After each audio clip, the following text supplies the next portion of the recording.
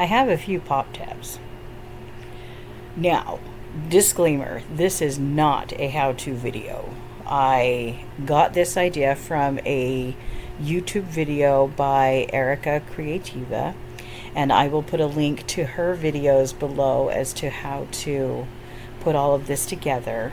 I mostly just wanted to show you the really cool thing that I've started to make. So I've been collecting pop tabs for, I'm going to be honest, it's been well over 2 years that I've been collecting pop tabs. We're not big can pop drinkers, and so getting this many really did take some time. But I did love the fact that due to our obsession with Mountain Dew Kickstarts, we have multicolored tabs that we can use. So I've got pink, purple, red, orange.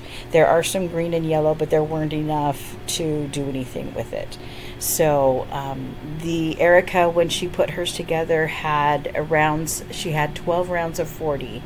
So her purse, that's what I'm making today, is a purse, ended up being far bigger than mine. Now, the little tab that you just saw, I was marking down, or I just wrote down how many of each color I had, and was able to figure out that I could do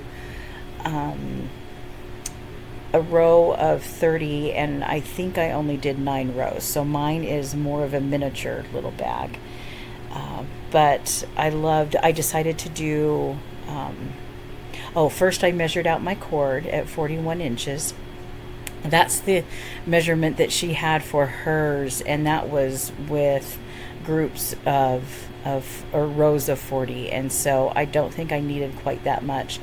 But what you don't see behind the scenes is that I made a mistake, and I counted wrong as I was doing my first 2 rows. You have to do the first 2 rows together.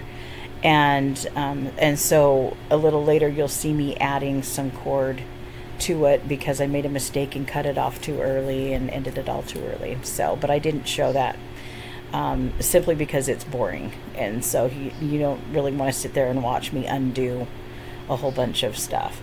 So you'll just see me add a little bit of cord a little bit later. And so anyways, it was really simple to do, like way easier than I thought it was going to be.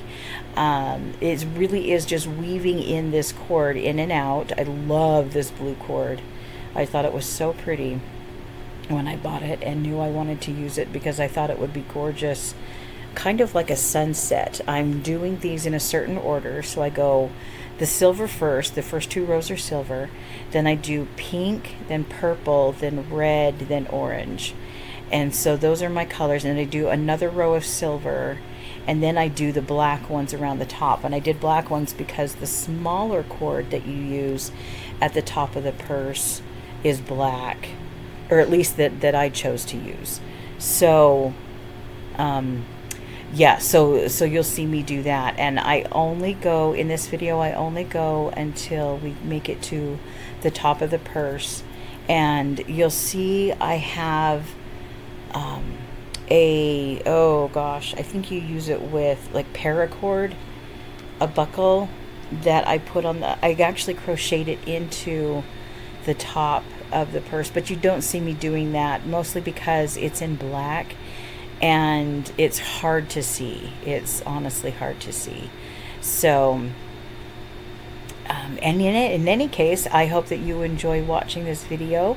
If you want a how-to on how to do it, go watch Erica's video. She does a fantastic job of describing things, and it was actually really easy to put it all together. And so next week, when I do my next video, I will be finishing off the bottom, as well as I didn't like the look of the inside of the purse with all the ends, all the kind of almost fraying ends.